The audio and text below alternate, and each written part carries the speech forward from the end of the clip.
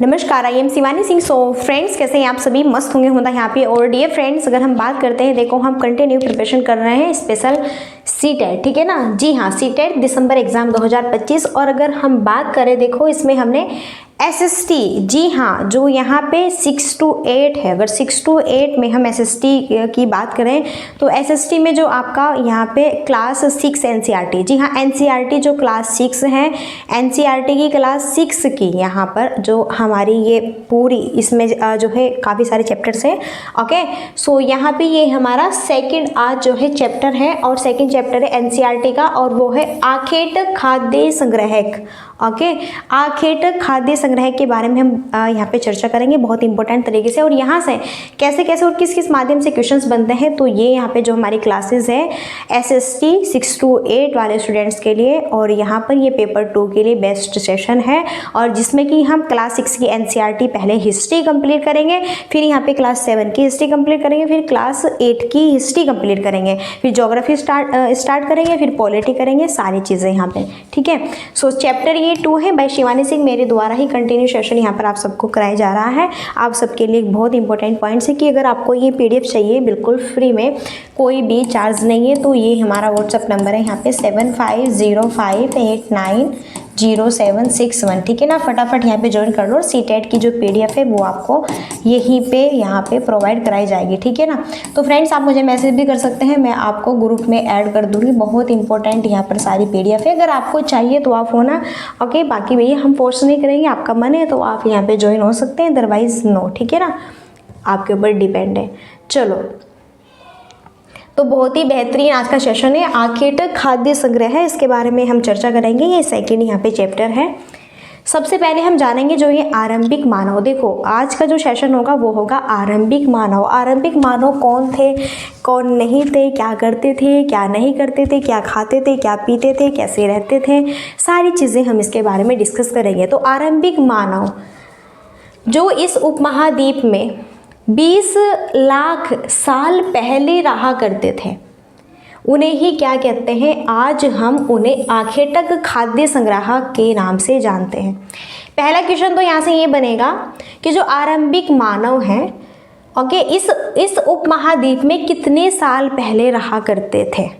तो ये 20 लाख साल पहले, ये पॉइंट्स याद रखो, यहाँ से पहला क्वेश्चन बनेगा।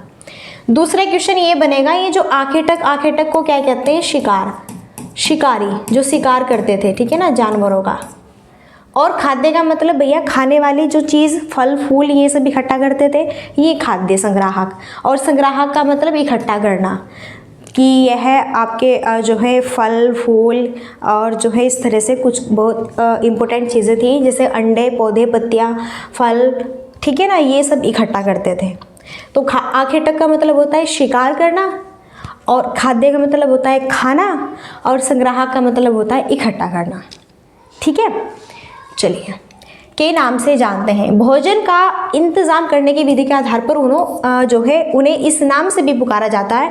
आमतौर पर खाने के लिए वे जंगली जानवरों का शिकार करते थे, जैसे मछलियाँ और चिड़िया पकड़ते थे। फल मूल, दाने, पौधे, पत्तियां, अंडे इकट्ठा क्या करते थे? आखेटक खाद्य संग्राहक समुदाय के लोग एक जगह से दूसरी जगह पर भी घूमते रहते थे। ऐसा करने के कई कारण थे।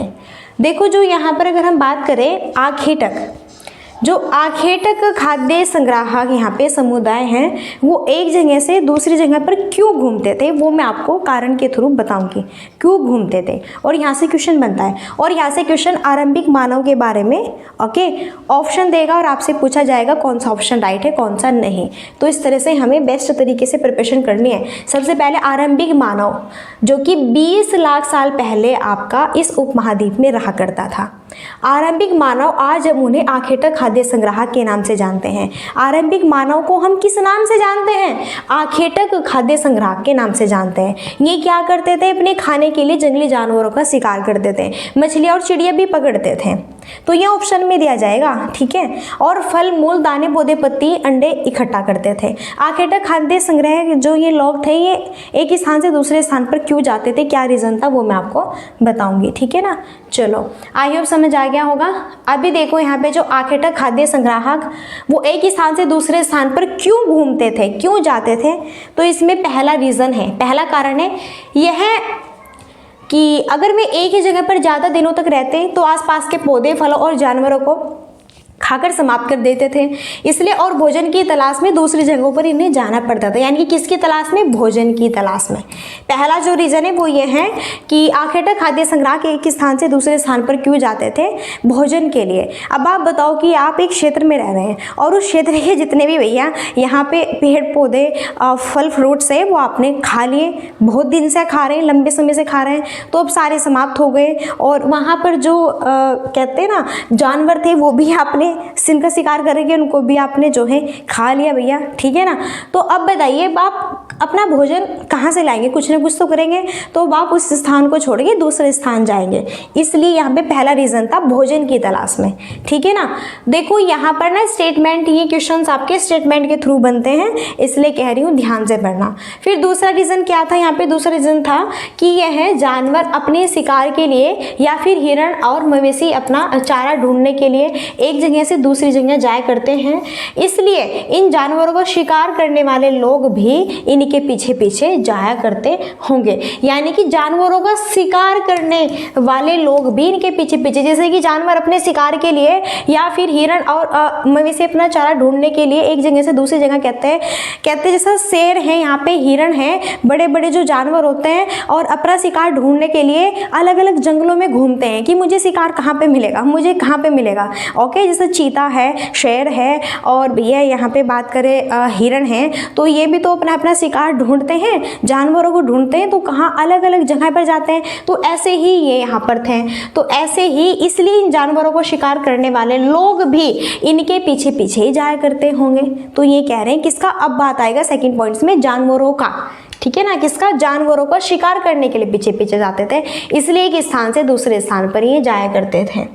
ओके, अब यहाँ पर थर्ड पॉइंट है, तीसरा कारण है कि यह है कि पेड़ों और पौधों में फल फूल अलग अलग मौसम में आते हैं, इसलिए लोग उनकी तलाश में उपयुक्त मौसम के अनुसार अन्य इलाकों में घूमते होंगे। अब तीसरा रीज़न ये है किसके लिए, फल के लिए। अब मानो हम इस क्षेत्र में रहते हैं और इस क्षेत्र में यहाँ पर देखो ये फ्रूट्स हैं या फिर अब फिनिश हो गए कि चलो अब और मौसम है दूसरी जगह, किस तरह का स्थान पे किस तरह का मौसम है, कैसा है, कैसी जलवायु है, तो वहाँ पर अलग अलग डिफरेंट तरीके के जैसे कि फल फूल होते हैं कि एक स्थान पे एक क्षेत्र में किस तरह के जो फ्रूट्स होते हैं वो नहीं हो सकते, इस तरह के फ्रूट्स दूसरे एरिया में होते हैं, तो उनकी तलाश में है। ओके, यानी कि बात करें यहाँ पर हम मौसम के अनुसार, उपयुक्त मौसम के अनुसार अन्य इलाकों में घूमते थे, किसके लिए, यहाँ पर फल फूल को अलग अलग मौसम में खाने के लिए। ये तीसरा रीज़न था। अब चौथा रीज़न क्या था, चौथा रीज़न ये था, यह है कि पानी के बिना किसी भी प्राणी या पेड़ पौधों को जीवित रहना संभव नहीं होता है और पानी झीलों, झरनों और नदियों में ही मिलता है। यद्यपि कई नदी और झीलों की पानी कभी नहीं सूखती, कुछ झीलें और नदियों में पानी बारिश के बाद ही मिल पाता है, इसलिए ऐसी झीलों और नदियों के किनारे बसे लोगों को सूखे मौसम में पानी की तलाश में इधर उधर जाना पड़ता होगा। अब देखो चौथा रीज़न क्या है, ये क्यों इधर उधर घूमते थे। चौथा रीज़न है पानी के लिए, किसके लिए, चौथा रीज़न है पानी की तलाश के लिए। चौथा रीज़न है पानी की तलाश के लिए इधर उधर घूमते थे। अब देखो मानो ये ऐसे क्षेत्र में रहते हैं जहाँ पर जब बारिश आती है तो ही नदी और जो यहाँ पे तालाब वगैरह जो भी हैं उनमें पानी मिलेगा, अदरवाइज नहीं मिलेगा, जब फिर सूखा पड़ जाएगा, ठीक है। तो फिर ये उस स्थान से हट के दूसरे ऐसे स्थान पे जाते थे जहाँ पर इन्हें क्या मिले भैया, पानी की व्यवस्था मिले। ये फिर नदियों के किनारे बसते थे जाके, जहाँ पे जिन नदियों में पानी वर्ष भर रहता है, ठीक है ना। तो इसलिए यहाँ पे ये चौथा कारण था। और सीटेट में 3 कारण देगा, चारों कारण देगा। आखेटक संग्रह के बारे में विस्तार से बताइए, इस तरह से ऑप्शन चूज करना है, विचार कीजिए, सही जो है कथन का है गलत का। तो 4 कारण है, क्या क्या है, 4 कारण में क्या क्या चीज़ें ढूंढते हैं ये, तो इस चीज़ को आप ध्यान रखना। और ये आप तभी ध्यान रख पाएंगे, एक बार वीडियोस देखने से नहीं, जब आप बार बार इसका रिवीजन करेंगे तभी ध्यान रख पाएंगे, ठीक है। इसके लिए आपको PDF लेनी पड़ेगी। आरंभिक मानव के बारे में जानकारी कैसे मिलती है, अभी बात करते हैं आरंभिक मानव के बारे में जानकारी कैसे मिली है, ठीक है ना, इसके बारे में देख लेते हैं। एक्चुअली पुरातत्वविदों को कुछ ऐसी वस्तुएं मिली है जिनका निर्माण और उपयोग आखेट खाद्य संग्राहक किया करते थे। यह संभव है कि लोगों ने अपने काम के लिए पत्थर, लकड़ियां और हड्डियों औजार बनाए। इनमें से पत्थर के औजार आज भी बचे हैं। इनमें से कुछ औजारों का उपयोग फल फूल काटने, हड्डी और जो है मांस काटने तथा पेड़ों की छाल और जानवरों की खाल उतारने के लिए किया जाता था। कुछ के साथ हड्डियों या लकड़ियों के मुट्ठे लगाकर भाले और बाण जैसे हथियार बनाए जाते थे। कुछ औजारों से जो है लकड़ियाँ भी काटी जाती थी और लकड़ियों का उपयोग ईंधन के साथ साथ भी झोपड़ियों को बनाने में भी किया जाता था। तो आरंभिक मानव के बारे में जानकारी कैसे मिलती है, तो बताते हैं कि भैया कैसे मिली, किस प्रकार मिली। ओके, यहाँ से वैसे इतना इम्पोर्टेंट नहीं है लेकिन फिर भी पढ़ लेना, ठीक है। आगे पढ़ेंगे, देखो पत्थर के औजारों का उपयोग। तो पत्थर के औजारों का उपयोग इंसान के खाने योग्य जड़ों को खोदने के लिए किया जाता था। पत्थर के औजार का यूज़ क्यों करते थे, क्या रीज़न था, तो पत्थर के जो औजार इन्होंने बनाए हैं इसका ये यूज़ इसलिए करते थे, जब इंसान खाएगा नहीं तो कैसे चलेगा, ठीक है। तो खाने योग्य कुछ जड़ों को खोद देता था इन पत्थरों से, ये जो पत्थर के बनाए औजार हैं, ओके, और फिर भैया खाता था। अब नेक्स्ट है यहाँ पे क्या कि जानवरों की खाल से बने वस्त्रों को सीलने के लिए किया जाता।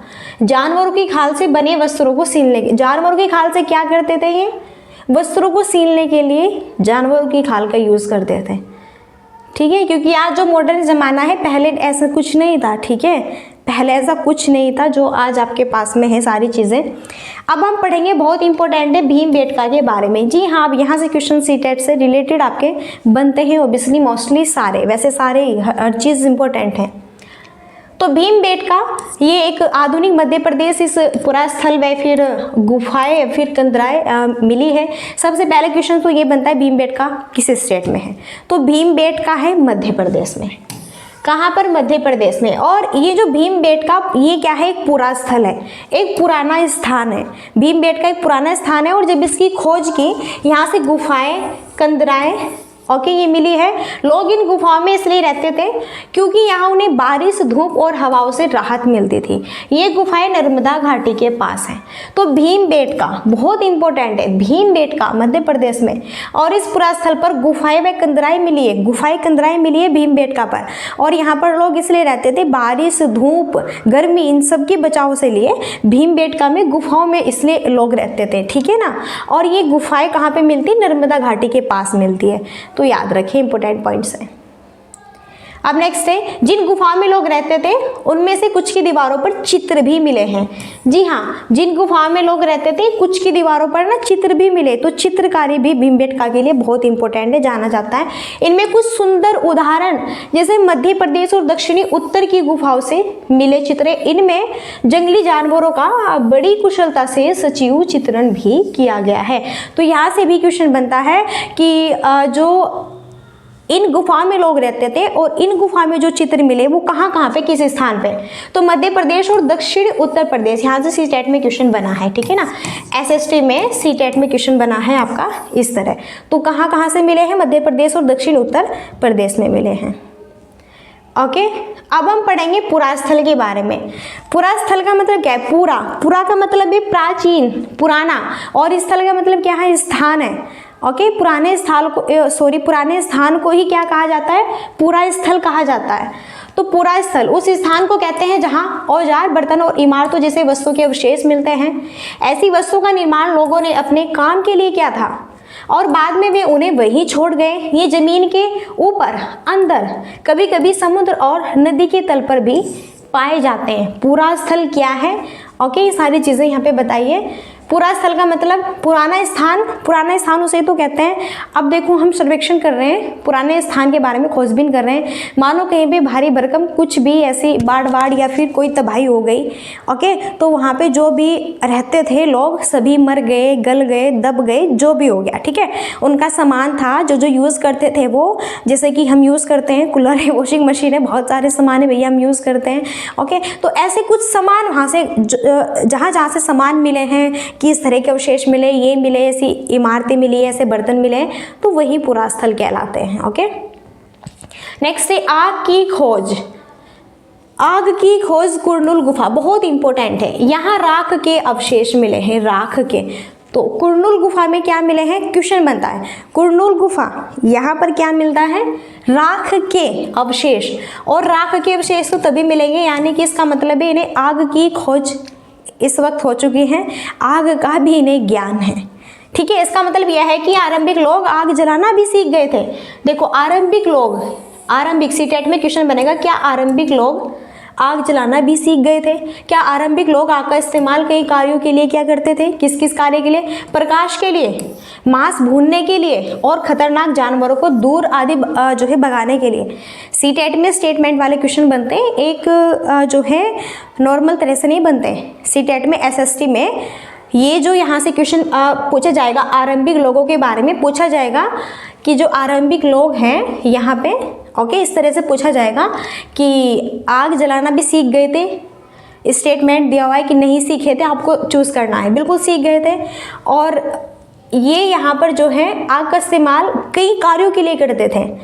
तो आरंभिक लोग यहाँ पे आग का जो इस्तेमाल करते थे प्रकाश के लिए, मांस भूनने के लिए, खतरनाक जानवरों को दूर जाने के लिए। ये स्टेटमेंट में क्वेश्चन बनेंगे, ठीक है। तो इस तरह याद रखना है। अभी यहाँ पे देखो इंपॉर्टेंट पॉइंट्स है बहुत ही, जैसे पूरा पाषाण काल है, और पूरा पाषाण काल यहाँ पे मध्य पाषाण काल है, नवपाषाण काल। इसकी टाइमिंग देख लेते हैं। पूरा पाषाण काल आपका 20 लाख से 12,000 साल पहले का माना जाता है। इसकी टाइमिंग है। पूरा पाषाण काल को आरंभिक पूरा पाषाण काल, मध्य पूरा पाषाण काल, उत्तर पूरा पाषाण काल कहते हैं। 3 भागों में डिवाइड करते हैं। यह नाम पूरा स्थल से प्राप्त पत्थर के औजारों के लिए महत्वपूर्ण है। जो पूरा पाषाण काल है, पूरा पाषाण काल से ही, जी हाँ, पूरा पाषाण काल से आपके पत्थरों के औजारों का यूज किया जाता था। जैसे मैंने बताया कि ये लोग अगर इन्हें कुछ खाना है तो पेड़ पौधों को कैसे पत्थर के औजारों से खोदते थे नीचे से चीजें खाने के लिए, ठीक है, फल खाने के लिए। अब हम देखेंगे यहाँ पे मध्य पाषाण काल, इसे इंग्लिश में जो है मेसोलिथिक कहते हैं, और इसकी टाइमिंग है 12,000 से 10,000 साल पहले। पर्यावरणीय बदलाव इस काल के पाषाण औजार आमतौर पर बहुत छोटे होते थे और इन्हें माइक्रोलिथ यानी लघु पाषाण भी कहा जाता है। तो यहाँ से भी क्वेश्चन बनता है, बहुत इंपॉर्टेंट है, कि माइक्रोलिथ या फिर लघु पाषाण किसे कहा जाता है? मध्य पाषाण काल को। Very very very very very very very most important facts यहाँ से, ठीक है ना। फिर अब हम देखेंगे नवपाषाण काल के बारे में। नवपाषाण काल ये 10,000 साल पहले का है। नवपाषाण यानी कि 10,000, अभी से आज हम यहाँ पे, अब से मान लो 10,000 साल पहले नवपाषाण काल की, ठीक है ना भैया। यहाँ पे स्टार्टिंग हो चुकी थी और अभी ये जो चल रहा है बढ़िया टेक्निकल वाला जमाना है, आप देख रहे हैं, ओके। अब हम देखेंगे यहाँ पे जो हम आरंभिक मानव के बारे में पढ़ रहे हैं, आखेटा खाद्य संग्राहक मानव के बारे में पढ़ रहे हैं। खेती की शुरुआत कैसे हुई? इसी दौरान उपमहाद्वीप के भिन्न भिन्न इलाकों में गेहूं, जौ और धान जैसे अनाज भी प्राकृतिक रूप से उगने लगे थे। शायद महिलाओं, पुरुषों और बच्चों ने अनाजों को भोजन के रूप में बटोरना शुरू किया। साथ ही में यह भी सीखने लगे कि यह अनाज कहाँ उगते थे और कब पककर तैयार होंगे, ओके। तो यहाँ से ये चीज़ बस थोड़ा पढ़ लीजिए। धीरे धीरे में कृषक भी बन गए होंगे, ओके। चलिए, बाकी जो चीज़ आपके लिए इम्पोर्टेंट होती है वो मैं आपको बता देती हूँ। अब हम पढ़ेंगे यहाँ पे पशुपालन की शुरुआत। तो पशुपालन में इन्होंने सबसे पहले किसको यहाँ पे पालतू बनाया? तो सबसे पहले जो जानवर इन्होंने पालतू बनाया वो था क्या? कुत्ता। यहाँ से क्वेश्चन बनता है, यहाँ से बहुत क्वेश्चन बनता है कि सबसे पहले किस जानवर को पालतू बनाया गया? तो उस समय कुत्ते को। फिर उसके बाद में बकरी, गाय और सूअर जैसे जानवरों को भी अपने घर में यह लाने लगे, ठीक है। तो यहाँ पर यही इंपॉर्टेंट है फैक्ट्स। अब हम देखते हैं बसने की प्रक्रिया। लोगों द्वारा पौधे उगने और जानवरों की देखभाल करने को जो है बसने की प्रक्रिया कहते हैं।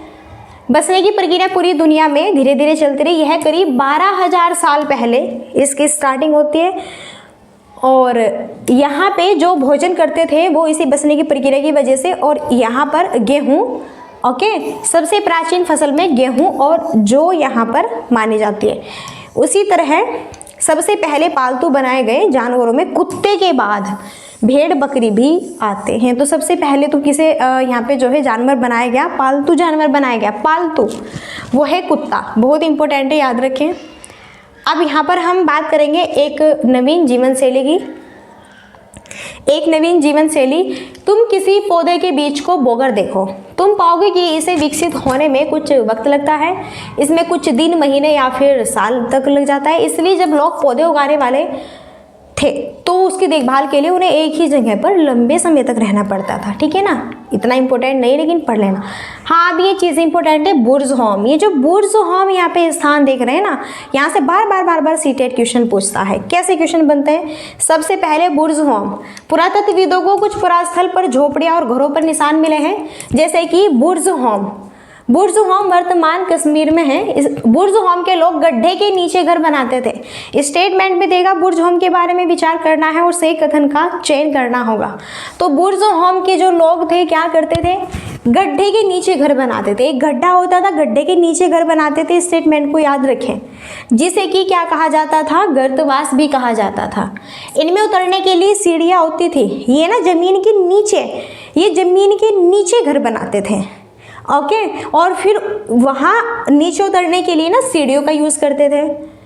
उन्हें ठंड के मौसम में सुरक्षा मिलती होगी। पुरातत्वविदों को झोपड़ियों के अंदर और बाहर दोनों ही स्थानों पर आग जलाने की जगह मिली है। पुरातत्व जो खोजबीन की है तो बुर्ज होम स्थान पर अंदर भी, जहाँ वो जमीन के अंदर घर बनाते थे वहाँ पर भी आग जलाने की, ओके, जगह मिली है। और बाहर भी, तो अंदर और बाहर दोनों जगह आग जलाने की जगह मिली है बुर्ज होम में, याद रखना, ओके। ऐसा लगता है कि लोग मौसम के अनुसार घर के अंदर या बाहर खाना पकाते होंगे। तो बुर्ज होम के बारे में एक पॉइंट्स याद रखना। पहला ये कि ये कश्मीर में है और ये लोग आपके जो है गड्ढे के नीचे घर बनाते थे, उतरने के लिए सीढ़ियों का यूज़ करते थे। और यहाँ पर अगर बात करें, इनकी झोपड़ियों के अंदर और बाहर दोनों ही स्थान पर आग जलाने की जगह मिली है। ठीक है, ये पॉइंट्स बुर्ज होम के बारे में याद रखें। अभी और पॉइंट्स हैं, यहाँ पे देखो बुर्ज होम के बारे में बहुत सारी जगहों से पत्थर के औजार भी मिले हैं। इनमें से कई ऐसे जो है पूरा पाषाण युगीन उपकरणों से भिन्न है, इसलिए इन्हें अब देखो नवपाषाण युग कहा जाता है। अभी हम नवपाषाण युग के बारे में जान लेते हैं। इनमें में औजार भी जिनकी धार को और अधिक पैना करने के लिए पॉलिश चढ़ाई जाती थी, औखली और मसूल का यूज़ किया जाता था, वनस्पतियों, ओके, इनके बीजों का यूज़ किया जाता था। तो यहाँ पे और देखो कुछ औजार हड्डियों से भी बनाए जाते थे। अब पहले पूरा पाषाण काल की बात करते हैं तो वहाँ पर तो पत्थर के औजार मिलते थे क्योंकि इतना टेक्निकल ज़माना नहीं था उस समय। लेकिन नवपाषाण काल में धीरे धीरे आते हुए लोग भी टेक्निकल हो गए धीरे धीरे। ठीक है, तो यहाँ पे अब वो औजार ये नहीं कि सिर्फ और सिर्फ पत्थर के बनाने लगे, नो, अब वो यहाँ पे भिन्न भिन्न तरह के धार वाले बढ़िया पॉलिश चढ़ा के बढ़िया टॉप वाले कुछ हड्डियों से भी बनाने लगे। तो कहाँ पर? नवपाषाण काल में। ऑब्वियसली चीज़ें याद हो रही होंगी। नेक्स्ट अब हम देखेंगे मेहरगढ़ के बारे में। बहुत इंपॉर्टेंट है मेहरगढ़। यह ईरान जाने वाले सबसे महत्वपूर्ण रास्ते बोलन दर्रे के पास एक हरा भरा समतल स्थान है। तो मेहरगढ़ कहाँ पे है? ईरान जाने वाले। स्टेटमेंट में पूछा मेहरगढ़ के बारे में विचार करना है और आपको सही कथन का चूज करना है।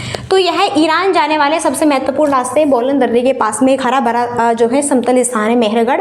मेहरगढ़ संभवतः वह स्थान है जहाँ के स्त्री पुरुषों ने एक इलाके में सबसे पहले जो गेहूं उगाना और भेड़ बकरी पालना सीखा था। तो पूछा जाएगा ये भी मेहरगढ़ के बारे में कि यहाँ के लोगों ने सबसे पहले कौन कौन सी खेती की थी भैया, कौन कौन सी फसल जौ और गेहूं को उगाया था और साथ ही साथ भेड़ बकरी को भी पाला था। यहाँ विभिन्न प्रकार के जानवरों की हड्डियां मिली। इनमें हिरण है, सुअर है, जैसे जंगली जानवर जैसे भेड़ और बकरियों की हड्डियां हैं। ठीक है ना, सारी चीज़ें हैं, बहुत इंपॉर्टेंट है। अभी और भी इंपॉर्टेंट पॉइंट्स है मेहरगढ़ के बारे में। मेहरगढ़ में इसके अलावा यहाँ से भी क्वेश्चन बनते हैं कि मेहरगढ़ में किस तरह के घर के अवशेष मिले? चौकोर और आयताकार। बहुत इंपॉर्टेंट है मेहरगढ़ में चौकोर और आयताकार, ठीक है ना, चौकोर और आयताकार घरों के अवशेष मिले हैं। प्रत्येक घर में 4 या उससे ज़्यादा कमरे हैं, प्रत्येक घर में 4 या उससे ज़्यादा कमरे हैं। जो मेहरगढ़ में जो घर मिले हैं, प्रत्येक घर में भैया 4 या उससे ज़्यादा कमरे मिले हैं मेहरगढ़ में, जिनसे कुछ संभवतः भंडारण के काम आते होंगे। मृत्यु के बाद सामान्यतः मृतक के सगे संबंधी उसके प्रति सम्मान जताते हैं। लोगों की आस्था है कि मृत्यु के बाद भी जीवन होता है, इसलिए कब्रों में मृतकों के साथ कुछ सामान भी रखा जाता था। ऐसी कई कब्रें मिली हैं। एक कब्र में मृतक के साथ एक बकरी को भी दफनाया गया। तो एक कब्र में मृतक के साथ में एक बकरी को भी दफनाया गया। कहाँ पे? मेहरगढ़ में। याद रखें, ठीक है। आई होप चीज़ें समझ आ रही होगी। यहाँ पर बताइए मुझे कहाँ पर दफनाया जा रहा है बकरी को, ठीक है, देख सकते हैं। तो इस तरह से भैया इंसान के साथ साथ में ना बकरी का भी जो है अवशेष मिला है। अब देखो यहाँ पे एक नवपाषाणी पुरास्थल, इसके बारे में जान लेते हैं। तुर्की नवपाषाण युग के सबसे प्रसिद्ध पुरास्थलों में एक चताल युग तुर्की में है। कहाँ पर है ये जगह? आपका ये स्थान जो है एक नवपाषाणिक स्थान है, चताल युग तुर्की में। यहाँ दूर दराज स्थानों से कई चीज़ें लाई जाती थी और उनका उपयोग किया जाता था। जिसे सीरिया से लाया गया जो है यहाँ पे चकमक पत्थर, लाल सागर की कोड़िया, भूमध्य सागर की सीपिया। ध्यान रहे कि समय तक पहिए वाले वाहन का विकास नहीं हुआ। लोग सामान खुद या जानवरों की पीठ पर लाद कर ले जाया करते थे। एक नवपाषाणिक पुरास्थल हुयुग तुर्की, चताल हुयुग तुर्की के बारे में, ठीक है। कुछ इंपॉर्टेंट पॉइंट जो कि मैंने बताया है देख लेना। अब हम देखते हैं कुछ महत्वपूर्ण तिथि, जैसे कि मध्य पाषाण युग, इसकी टाइमिंग बताई है। मध्य पाषाण युग की टाइमिंग है 12,000 से 10,000 साल पहले। बसने की प्रक्रिया का आरंभ है लगभग 12,000 साल पहले। नवपाषाण युग का 10,000 साल पहले। मेहरगढ़ में बस्ती का आरंभ लगभग 8,000 साल पहले माना जाता है। सो क्लासेस हमारी फिनिश हुई। आई होप आपको सेशन अच्छा लगा होगा। बहुत ही मेहनत से चीज़ें बनाई हैं, बहुत ही मेहनत की हुई है। ओके, सो अगर सेशन अच्छा लगा है मस्त यहाँ पे, तो फास्ट दमादम चैनल को लाइक करें, शेयर करें और सब्सक्राइब करें। आई होप चीज़ें समझ आई होगी। ओके, तो अगर आपको कंटिन्यू ऐसे ही एनसीईआरटी SST 6 to 8 के एनसीईआरटी चाहिए कंटिन्यू सीटेट के, तो ज्वाइन कर लीजिए चैनल अभी तुरंत, और PDF भी मिलेगी फ्री में व्हाट्सअप ग्रुप पे, ठीक है। तो चलिए फ्रेंड्स, अब यहीं पर हम अपनी वाणी को देते हैं विराम और मिलते हैं नेक्स्ट सेशन में। और तब तक के लिए so thanks for watching, keep study and bye bye, take care. जय हिंद, जय भारत, नमस्कार।